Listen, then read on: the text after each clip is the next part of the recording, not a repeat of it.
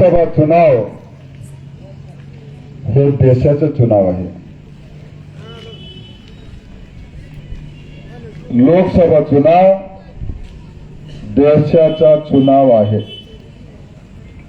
लोकसभा चुनाव देशाची विकासाची चुनाव आहे. लोकसभा चुनाव 140 कोटी जनताची सुरक्षतेची चुनाव आहे. तर ह्या चुनावला राजकीय पक्षाची तत्व सिद्धांत का आहे, राजकीय पार्टीचं नेतृत्व कोणाच्या हातात आहे आणि अभ्यर्थी कसा आहे, हे तिन्ही गोष्ट लक्षात घेऊन सनी आपल्याला मतदान करायची गरज आहे. हे कोणाला तर खासदार बनविणे नहीं,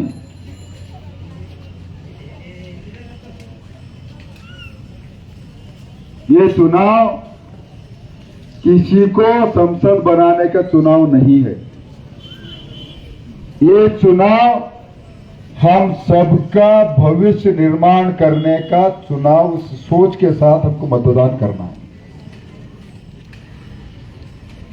75 साल में कांग्रेस पार्टी लगभग 60 साल इस देश के ऊपर राज किया. 60 साल में देश का जनता की गरीबी मिटी नहीं.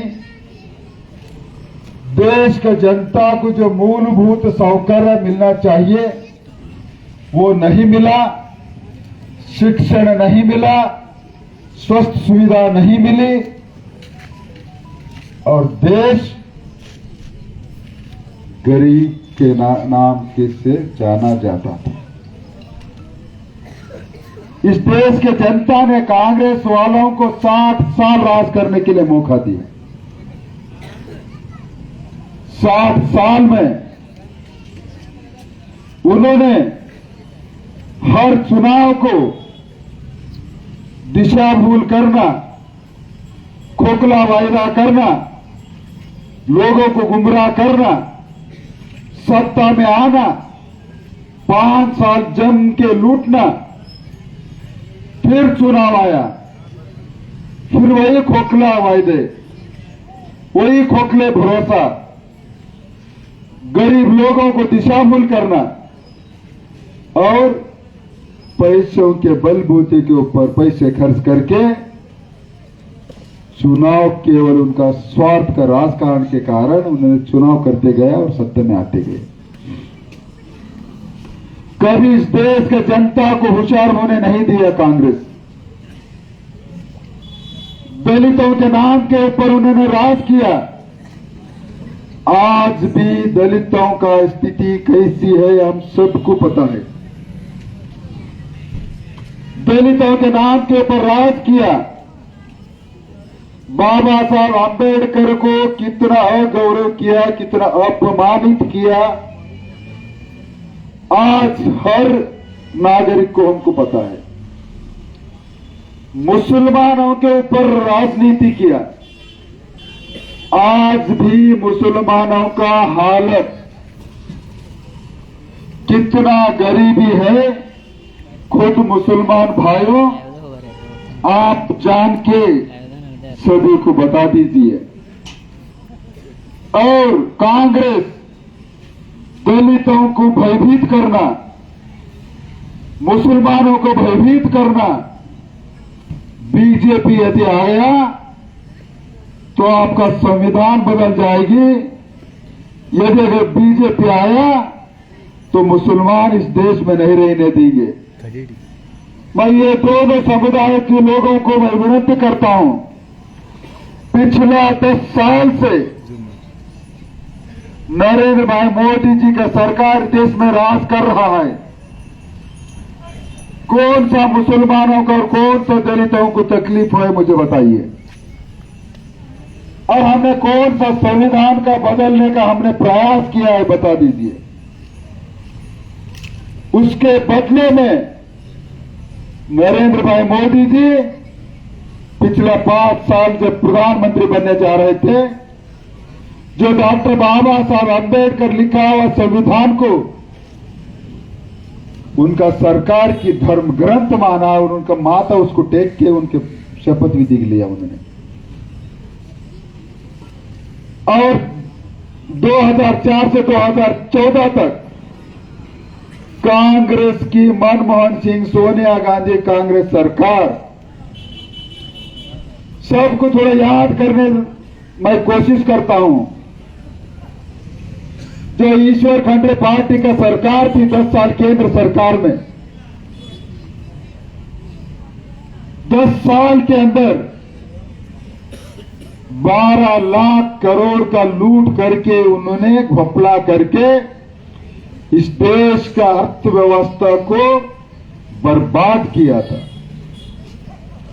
इसके कारण बैंकिंग सेक्टर, बैंकों को नुकसान पहुंचा और बैंक बर्बाद हो गया। बैंक बर्बाद होने के बाद कारोबार करने वालों को कर्ज मिलने का असंभव हो गया। 2014 से पहला किसान भाइयों की स्थिति कितना बुरा हालत था और उस वक्त हर दिन में बड़ी मुश्किल से शहरों में 12 घंटे की करंट आती थी। गांव में केवल 2 घंटे की, 24 घंटों में 2 घंटे करंट आता था। आज मैं गर्व के साथ कहता हूं, नरेंद्र मोदी सरकार के मंत्री के नाते से, आज देश भर में शहर हो या ग्राम हो, 22.5 घंटा करंट ग्रामीण भाग में आज उपलब्धि है। 2014 से पहला देश के जनताओं के मन में एक निराश भाव जन्म लिया था, ताकि इस कांग्रेस गवर्नमेंट न युवाओं को रोजगार मिल रहा है, न काम करने वालों को कर्ज का व्यवस्था मिल रहा है, न किसानों को उत्पन्नों को भाव मिल रहा है, हेलो, न महिलाओं का सुरक्षा मिल रहा है, हेलो, न युवाओं को अच्छा शिक्षा मिल रहा है। तो देश के युवा शिक्षा लेने के बाद देश में असुरक्षित माहौल देखते हुए कई नौजवान देश छोड़ के प्रदेश जाकर के उनका जीवन बिताने चालू किया। 10 साल के अंदर, उनका कार्यकाल के अंदर जो परेशानी देश के जनता को झेलना पड़ा, उसके कारण देश एकदम निराश के भाव में डूब गया था।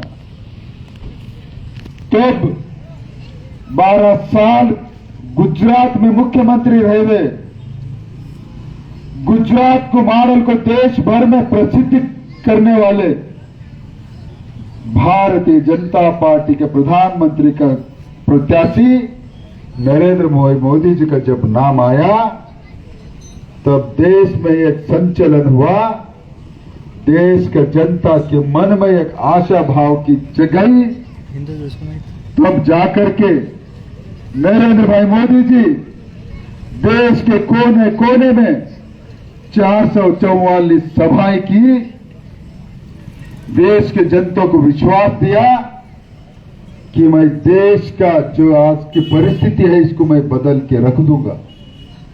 सबके साथ सबके विकास के मंत्र से सभी का उद्धार करने के मैं प्रयास करूंगा। एक देश,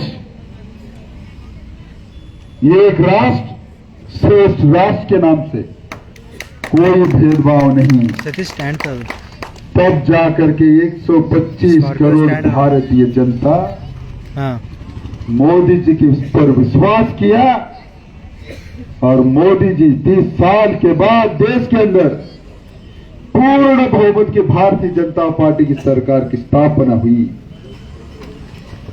तब मोदी जी ने फिर से एक बार देश के जनता के सामने संकल्प लिया, मेरी सरकार गरीबों के समर्पित सरकार रहेगी, मेरी सरकार किसानों के समर्पित सरकार रहेगी, मेरी सरकार महिलाओं को समर्पित सरकार रहेगी, मेरी सरकार युवाओं को समर्पित सरकार रहेगी, मेरी सरकार दीन दलित पिछड़ा वंचितों को समर्पित सरकार रहेगी। तब जाकर के मोदी जी को सत्ता में रहने का कोई जरूरी नहीं है, मोदी जी को सत्ता से ज्यादा देश का विकास करने का संकल्प है। मोदी जी को देश को 140 करोड़ जनता की उद्धार करने का मन में भाव है। उसी के लिए मोदी जी को कोई परिवार नहीं, मोदी जी का कोई भाई भतीजा राजनीति में नहीं, मोदी जी को हर देश का नागरिक उस परिवार का सदस्य मान के मोदी जी का परिवार ये भारत की परिवार है। कांग्रेस 75 साल हुआ देश को आजाद होकर के, आज भी राजनीति उन पर एक ही परिवार के अंदर है। वैसे ही भालकी के अंदर 60 साल से एक ही परिवार के अंदर है। इसी के लिए कांग्रेस देश को उद्धार नहीं कर सका और ये कांग्रेस की परिवार भालकी जनता की उद्धार नहीं कर सका, नहीं कर सका और नहीं कर सकता परिवारवाद की राजनीति।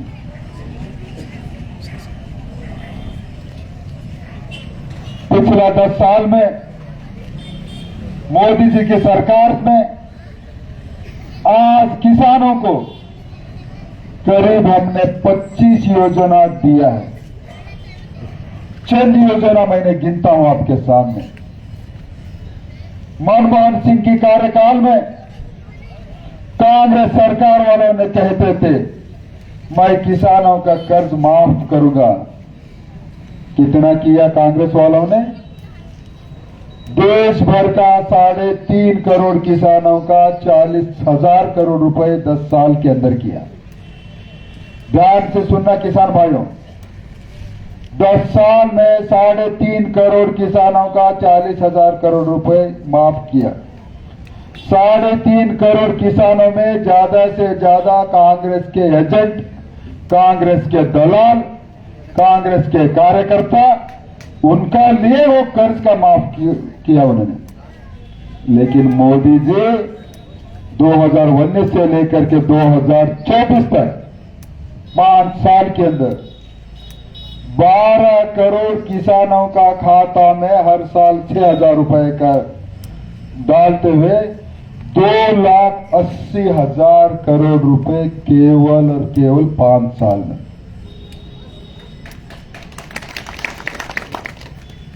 उतना ही नहीं, कांग्रेस कर्नाटक में सरकार आई पिछले 9 महीने में, जो हम साल को 6,000 रुपए के साथ हमारा येडियुरप्पा सरकार जो 4,000 रुपए देती थी, आज कोई किसानों के खाते में 4,000 रुपए आ रहा है कर्नाटक सरकार की। शर्म आने चाहिए कि नहीं चाहिए? उस्तुवारी मंत्री को शर्म आने चाहिए कि नहीं आना चाहिए? मुख्यमंत्री को आना चाहिए कि नहीं आए कि नहीं? किसान विरोधी सरकार कांग्रेस है कि नहीं चाहिए? उतना ही नहीं, बम्बई सरकार किसानों को, बेटा और बेटियों को शिक्षा पाने के लिए कॉलेज के फीस देती थी। 1 साल में किसानों को, बेटा और बेटी को 45 लाख बेटा और बेटी को 8,000 करोड़ रुपए में दिया था। आज मेरे किसान भाइयों का बेटा और बेटी को आज फीस मिल रहा है क्या कर्नाटक सरकार के? मेरे उसको बताओ, किसी बेटा और बेटे को कर्नाटक सरकार से फीस आ रहा है क्या? नहीं आ रहा है। उस्तुवारी मंत्री को शर्म आना चाहिए कि नहीं आना चाहिए? मुख्यमंत्री को आना चाहिए कि नहीं आना चाहिए? तो आज वोट कैसे मांगने आते हो? क्या मुंह लेके आएंगे वे? इतना ही नहीं, कांग्रेस सरकार के जमाना में प्रधानमंत्री फसल बीमा योजना था, लेकिन सरकार के दफ्तरों में था। मोदी जी सरकार उसको प्रीमियम कम कर दिया, सरलीकरण कर दिया। आज देश का किसान को सूखा पड़ा हो या बाढ़ आया हो, किसान की अगर फसल नष्ट होता है तो आज प्रधानमंत्री फसल बीमा योजना एक संजीवनी की तरह जैसा किसानों की मदद के लिए आगे आता है। तो मैं गर्व के साथ मेरे किसानों भाइयों का मैं आभार प्रकट करता हूं। पिछला 9 साल से मेरे बीदर जिले के किसान प्रधानमंत्री फसल बीमा योजना रजिस्ट्रेशन भी किया है ज्यादा से ज्यादा, और जब बाढ़ आया और सूखा पड़ा तो ज्यादा से ज्यादा उनको परिहार भी मिला।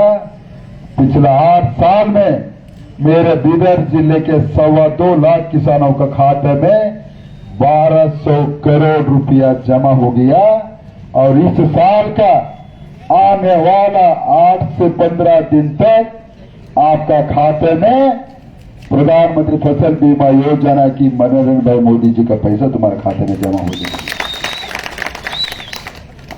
और ये महाशय, जब मेरे किसानों को केंद्र सरकार से इतना मदद मिल रहा है, तो जब जब किसानों को मदद मिलता है तो ईश्वर खंडर ने केंद्र सरकार के ऊपर उंगली करने का प्रयास किया। उन्होंने बोला कि मोदी सरकार ने पैसा लूटा है। सरकार ने लूटा नहीं है, जब सरकार आपकी रही थी तो आपने लूटा है। हम तो नरेंद्र मोदी सरकार को, हम तो किसानों को बांटा है।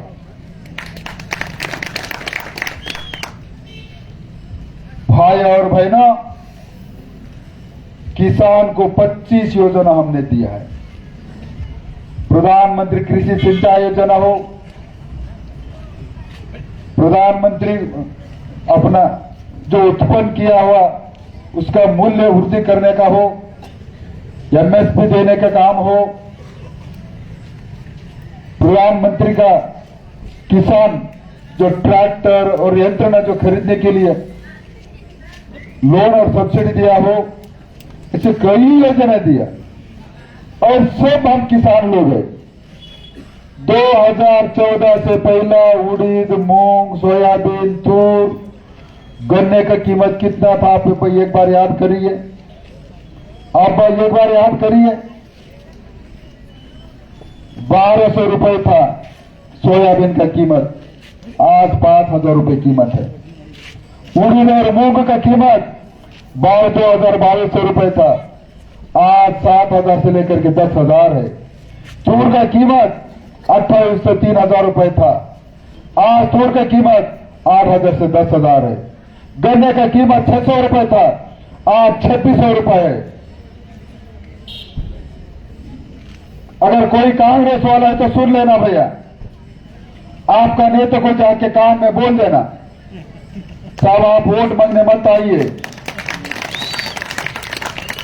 आप वोट मांगने मत आइए, आपने कुछ नहीं किया किसानों के लिए। जो हमारे प्रकाश खंडरी जी ने जब विधायक थे, जब बैरक बनाया तो माता ही पानी बैरक से निकल गया, कोई चिंता नहीं किसानों का। इतना ही नहीं, बहुत सारे विषय मुझे बोलना है, लेकिन एक बात ध्यान में रख लेना, ये परिवार को हटाना, मैंने पिछले 10 साल में मैंने शपथ लिया है और हटा के रहूं दूंगा मेरे जिंदगी में, जब तक मेरे जान रहेगी मैं हटा के रख दूंगा। पिछली बार मेरे सामने कौन खड़ा था भाई? जोर से बोलो, नाम क्या था बोलो, जोर से बोलो। ईश्वर खंडरे ही था ना? तो कितने वोटों से हराया तुमने? 1.25 लाख वोट से हराया आपने। हराया कि नहीं हराया? फिर इस बार भी वही हिम्मत करने का था मुझसे मेरे सामने खड़ा होने के लिए। मुख्यमंत्री ने उनको बोला कि जाके तुम खड़ा हो जाओ, तो हाथ जोड़ के बोला ईश्वर खंडरे ने मुख्यमंत्री को, मुझसे नहीं होता कुबा के सामने लड़ने का, नहीं होता। तो मुख्यमंत्री ने और कई लोगों को पूछा, भैया कौन खड़ा होने वाला है? ये मोदी जी का हवा, राम मंदिर का श्री राम। कहां कौन टिकने वाले हैं? तो फिर मुख्यमंत्री ने पूछा उनको, भाई किसको भी दे दो, आप अपना मर्जी से दे दो। बेचारा कोई नहीं मिलने से खड़ा कर दिया, लेकिन वो नाम के वास्ते है। लड़ाई तो ईश्वर खंडरे भगवान खोबा के बीच में होगा, लड़ाई तो नरेंद्र मोदी और राहुल गांधी के बीच में होगा, लड़ाई तो भारतीय जनता पार्टी और कांग्रेस के बीच में होगा।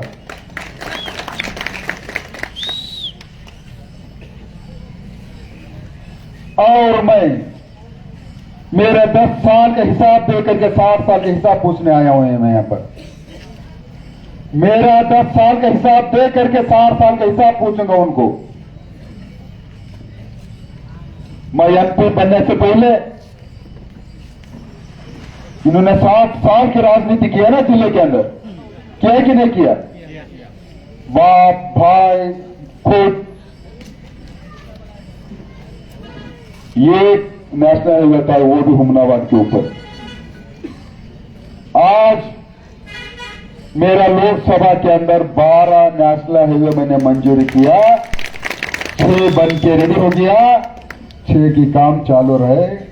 तो आज मुझे बोलता है ईश्वर खंडरे 10 साल में वोट लेकर के कुछ नहीं किया, इनका शून्य साधा नहीं करके कुछ नहीं किया।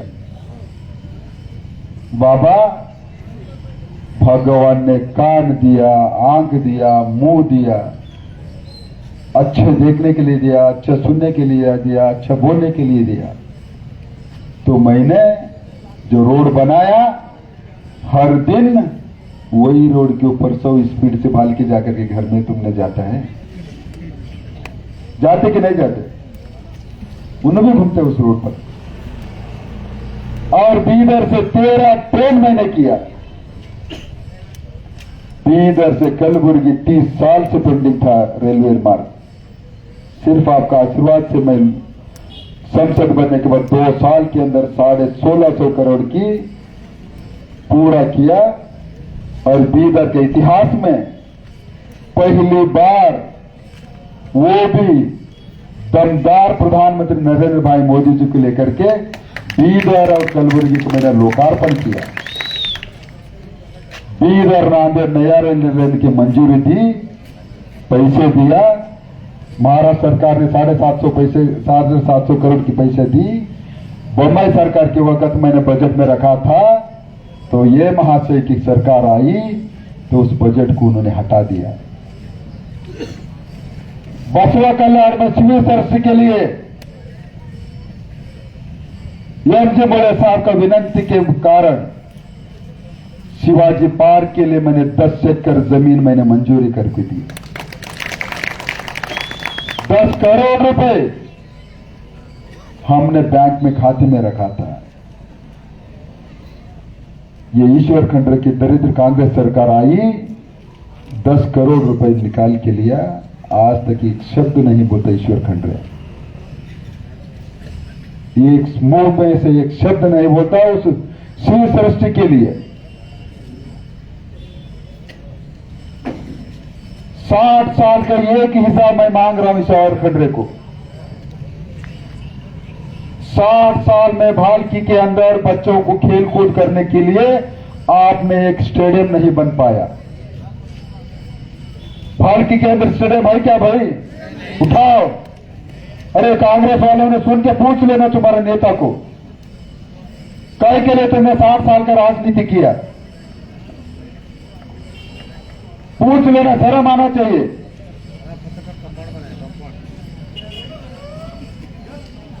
ये एक स्टेडियम नहीं बन पाया। औराद में है, बसों कल्याण में है, उमनाबाद में है, बीदर में है, भलकी में नहीं है भैया।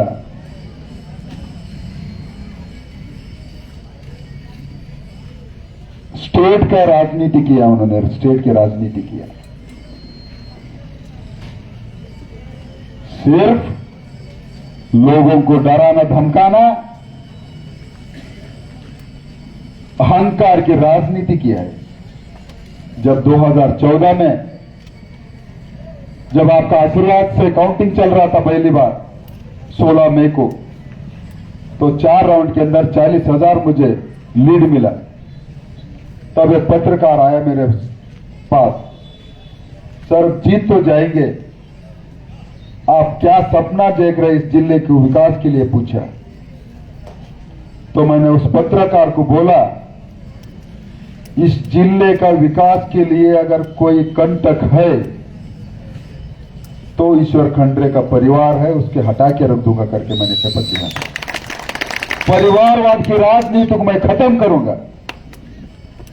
और 10 साल से मेरा संघर्ष, फिर से वो 10 साल से मेरा संघर्ष उस परिवारवाद की राजनीति के खिलाफ लगातार मैं लड़ रहा हूं। मैं मेरे परिवार के अंदर किसी को मैंने राजनीति में लाने का मैंने प्रयास नहीं किया, मैंने रोकने का प्रयास किया। और मेरा कोई जमीन का झगड़ा नहीं है, जात का झगड़ा नहीं है। जो ईश्वर खंडरे का परिवार है, गरीबों का विरोध की परिवार है, दलितों के विरोध की परिवार है। इतना अहंकार भरा है, कोई गरीब जाकर के 1 दिन में 2 दिन में उनको मिल सकता है क्या? बताओ। 2-4 चेले चपटे मिलते बस, उतने, उससे उसके अलावा कोई नहीं मिलते। 1-1 महीने 1-1 साल भर भी कोई गरीब जाकर के नहीं मिल सकता। मैं 10 साल में ईमानदारी से आपके सामने खड़ा होकर के बोल रहा हूं, जब मुझे मिलने आता है तो 1 मिनट के लिए भी मैं देरी नहीं करता। कोई पहचानो या न पहचानो, मैं बुला करके, मैं बात करके उसको समस्या को सुन के समाधान करने का प्रयास किया हूं। रात के 12 बजे हो या 2 बजे हो, भालकी तालुकों का मेरा कार्यकर्ताओं को फोन उठा करके मैंने उनका समस्या को समाधान किया हूं। आज भी मेरे जिलाधीश को मैं बता रहा था, एक हुमनाबाद का कार्यकर्ता रात के 2:01 पर उन्होंने फोन किया, मेरे पास कॉल रिकॉर्ड है। रात को 2:01 पर मैंने फोन उठा करके पोस्टमार्टम के लिए गुलबर्गा को डॉक्टर को मैंने बोला।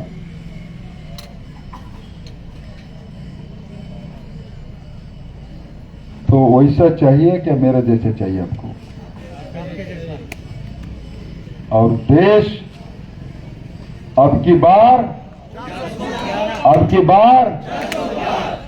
वो गंज का घर तक जाना भैया, जोर से बोलना। अब की बार फिर एक बार मोदी सरकार।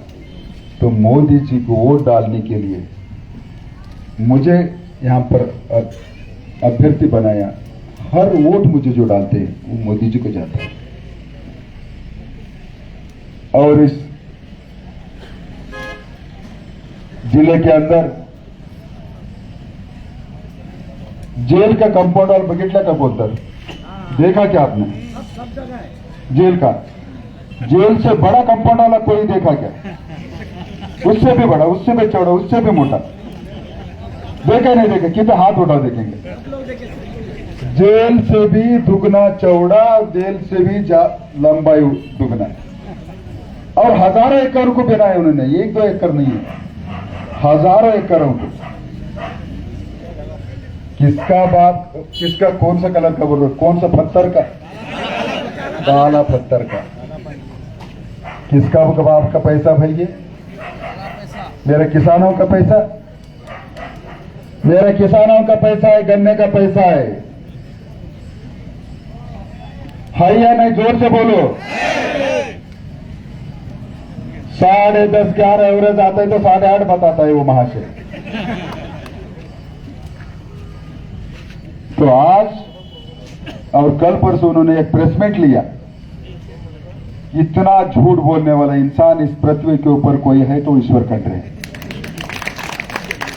मुझे बोला मैं झूठ बोलता हूं करके, बताओ मेरा कार्यकर्ता है पूरे हाथ में।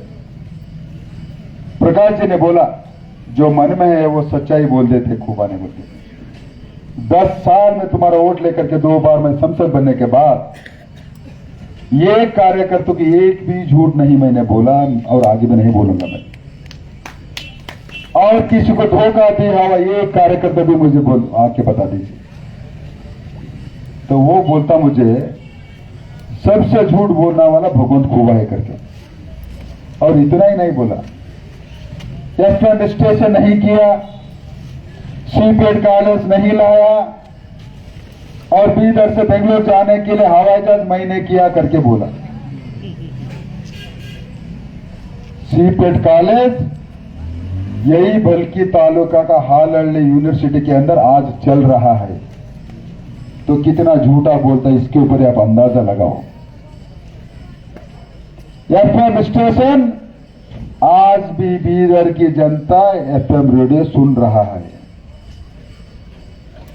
कल का पेपर में देख लो भैया, कन्नड़ वाला पढ़ने वाला है तो ये दोनों नहीं लिया है, दोनों चालू है। और 20 साल से पेंडिंग में था बीदर एयरपोर्ट। मैंने उसको अकेला प्रयास किया, कोई मुझे साथ नहीं है यहां पे। और 2020 में 7 फरवरी को तब के मुख्यमंत्री येडियुरप्पा जी को ला करके लोकार्पण किया। पहला बेंगलुरु से मुख्यमंत्री के साथ मैंने प्रवास करके बीदर आया। तुम कहां थे भाई? कितना झूठ। और ये खासियत है ईश्वर खंडरे का, झूठ बोलो, रट के बोलो और बार बार बोलो।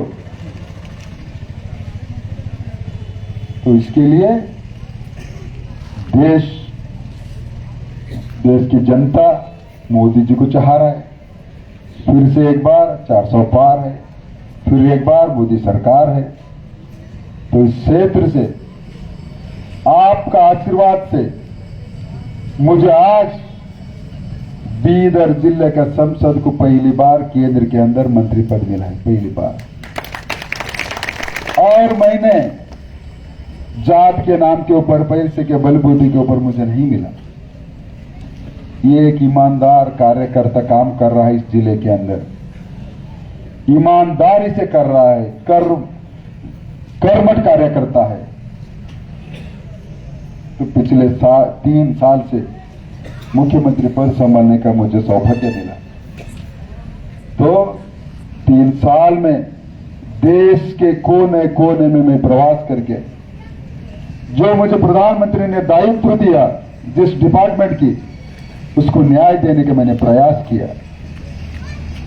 और एक भी मुझ पर आरोप आज तक कोई नहीं लगा पाया, ईमानदारी से किया। आपके आशीर्वाद से स्टेट और नेशनल पॉलिटिक्स करने का मुझे मौका मिला।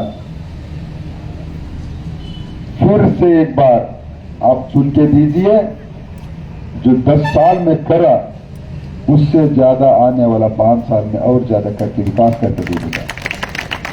और राष्ट्र स्तर की राजनीति करने का बीदर जिले में किसी का सौभाग्य नहीं मिला। जिले के स्टेट लेवल तक उन्होंने राजनीति किया, सेंट्रल में कोई नहीं किया। तो मेरे बीदर जिले के जनता के आशीर्वाद से राज्य और राष्ट्र का राजनीति में मुझे मौका मिला और ये मेरे सौभाग्य है और आप सभी का भी गौरव की बात है। जिले को गौरव की बात है और देश के अंदर एनडीए 400 पार करेगी, कांग्रेस 35 पर लटक जाएगी। 35 में है तो बीदर कहां से जीतेगी भाई? वो 3 लाख से हारेगी, 3 लाख से। और यह मैं नहीं बोल रहा 3 लाख फिगर, मेरे टिकट घोषणा होने के बाद और मेरा टिकट मुझे नहीं मिलना बोल के इतना मन्नत किया ईश्वर खंडरे ने, बहुत मन्नत किया, बहुत सारे कोशिश किया, लेकिन मुझे यकीन था मेरा पार्टी, मेरा नेता मोदी जी इस कर्मठ कार्यकर्ताओं का हाथ नहीं छोड़ेंगे और नहीं छोड़ा। 13 तारीख को टिकट डिक्लेयर किया तो मैंने मेरा सभी एमएलए भाइयों को, माजी एमएलए को, सभी मेरे नेतागणों को मैंने बधाई दी, अभिनंदन किया। तो उन्होंने भी मुझे अभिनंदन किया और मुझे भरोसा दिया कि हम सब एकजुट होकर के यहां पर कांग्रेस को 3 लाख से ज्यादा मतों से हराएंगे। और अचानक ही मेरा तो संपर्क आनंद, चिंचोली, पूरा मेरा जिला, हर कार्यकर्ता मैं जानता हूं। पहले बोलते थे कांग्रेस का टिकट घोषणा होने से पहले, साहब इस बार जो राम मंदिर का हवा और मोदी जी का प्रभाव का जो लहर है, कोई भी खड़ा होने तो कम से कम 2 लाख से वोट से आप जीतेंगे। जब कांग्रेस की कैंडिडेट की घोषणा हो गई, तुरंत लोगों ने 3 लाख से ज्यादा आप जीतेंगे करके बोलना चालू कर दिया, तुरंत। और आज भी मेरा कार्यकर्ता और मेरा जनता 3 लाख से कम वोटों से नहीं जिताएगी, उससे ज्यादा वोटों से जिताएगी। भाइयों, बहुत सारे हमने किया है 10 साल में। आप सभी ने, मैं विनती करता हूं, घर घर जाना, मोदी जी सरकार की उपलब्धियों को गिनना, ज्यादा से ज्यादा मतदान करना, ज्यादा से ज्यादा भारतीय जनता पार्टी नरेंद्र भाई मोदी जी को मतदान करना, मुझे मतदान करना। और एक बात करना, ध्यान से सुनो, कांग्रेस जीतने का हौसला छोड़ दिया। अभी क्या कर रहा है, अपना आंगनवाड़ी कार्यकर्ता, आशा कार्यकर्ताओं को प्रेशर डाल के गरीब महिलाओं का घर को भेज रहे। यदि अगर मोदी सरकार में आया तो तुमको जो 2000 रुपए मिल रहा है महीना, तो वो निकाल लेंगे। अरे ईश्वर खंडरे, अरे सिद्धरामैया, तुम दे रहे भाई 2000 के बदले में और 10,000 दे दो, हम खुश हो जाएंगे। हम नहीं रुकने वाले हैं इसको। वो कांग्रेस के प्रचार कर रहे, तो आप सभी भाई और सब जानते हैं आपका गांव में कौन आंगनवाड़ी कार्यकर्ता है, कौन आशा कार्यकर्ता है, उनको बुला लीजिए। देखो बहना, आपको जो तनख्वाह मिलती है ना, वो मोदी सरकार से मिलती है। आप कृपा करके राजनीति का प्रचार मत करो, आप अपना सेवा करो, जो सेवा के लिए आपको नियुक्त किया गया। इतना सभी लोग करते हैं ना, उनसे बात करेंगे ना, इतना बात करना। और जम के, आज थोड़ा सा समय के अभाव के कारण मैं और बहुत कुछ विषय नहीं बोल पाया। ये भालकी के अंदर बड़ा रैली करेंगे, बड़ा सभा लेंगे, तब पूरा ध्वजा उड़ा दूंगा। और एक बार क्या प्रकाश जी करेंगे ना, वहां पे करेंगे ना, जम के करेंगे ना। पिछली बार 22,000 लीड आया था, पिछली बार 13,000 आया, इस बार 30,000 से ज्यादा लीड लाके देना भाई आप सभी लोग, क्योंकि सब तरफ जितने भी मेरा नेता लोग हैं अपना अपना तालुके में दुगने लीड के बात कर रहे हैं। वहां पे प्रकाश जी, गंदगे जी, मानकरी साहब, कारभारी, 2 कारभारी येतात तरह उज्ज्वला एक, डावेला एक, ठीक है। जय हिंद जय हिंद।